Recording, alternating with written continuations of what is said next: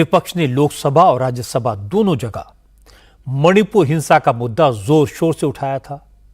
बार बार कहा था कि इस मुद्दे पर मोदी खामोश हैं, कुछ बोलते नहीं। आज प्रधानमंत्री नरेंद्र मोदी ने मणिपुर के मुद्दे पर खुलकर बात की, डिटेल में बात की।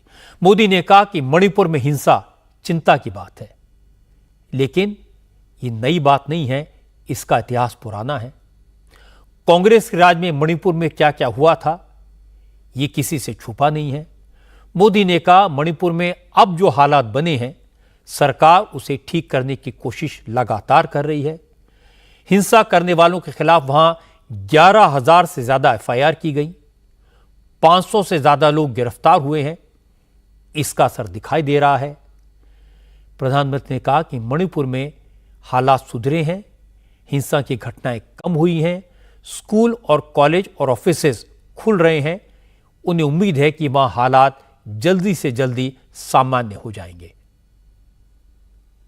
मणिपुर के संबंध में मैंने पिछले सत्र में विस्तार से बात कही थी, लेकिन आज मैं फिर से एक बार दोहराना चाहता हूं। मणिपुर की स्थिति सामान्य करने के लिए सरकार निरंतर प्रयासरत है। वहां जो कुछ भी घटनाएं घटी, 11,000 से ज्यादा एफआईआर की गई है। मणिपुर छोटा सा राज्य है, 11,000 एफआईआर की गई है। 500 से ज्यादा लोग अरेस्ट हुए हैं। आदरणीय सभापति जी, इस बात को भी हमें स्वीकार करना होगा कि मणिपुर में लगातार हिंसा की घटनाएं कम होती जा रही है। इसका मतलब शांति का आशा रखना, शांति पे भरोसा करना संभव हो रहा है।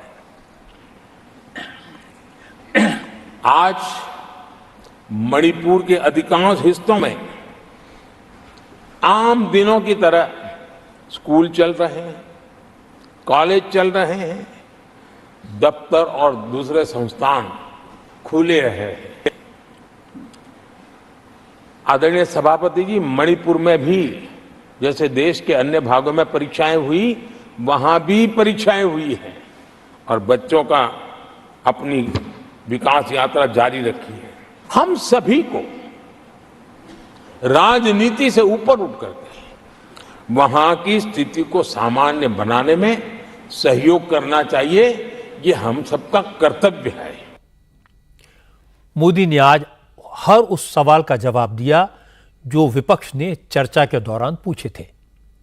मणिपुर पर बोले, पेपर लीक पर जवाब दिया, संविधान की चर्चा की, कश्मीर पर उत्तर दिया, ईडी सीबीआई पर अपने इरादे साफ कर दिए। लेकिन इसका मतलब यह नहीं कि विपक्ष इन सवालों को उठाना बंद कर देगा। मोदी के कार्यकाल में ये सवाल लगातार उठते रहेंगे और सवाल पूछना, सरकार की आलोचना करना विपक्ष का अधिकार भी है और जिम्मेदारी भी। लेकिन ये मर्यादा में रहकर हो, शालीनता से हो, तो देश के लिए बेहतर होगा। जहां तक मोदी का सवाल है, अगर विरोधी दलों के कुछ नेताओं को लगता है कि मोदी की सीटें कम हो गई हैं, इसलिए वो मोदी को झुका देंगे, तो वो गलतफहमी में है। अगर किसी को ये लगता है कि शोर शराबे से मोदी को डरा देंगे, तो मोदी को बिल्कुल नहीं जानते। जिन लोगों ने मोदी को 2002 से मुख्यमंत्री बनने के बाद से देखा है, उनको पता है कि मोदी आरोपों का, हमलों का, गालियों का जवाब कैसे देते हैं। मोदी पर जितने तीखे हमले होते हैं, उससे वो उतने ही ज्यादा मजबूत होकर बाहर आते हैं। और पिछले 2 दिनों में नरेंद्र मोदी ने एक बार फिर लोकसभा और राज्यसभा में ये करके दिखा दिया।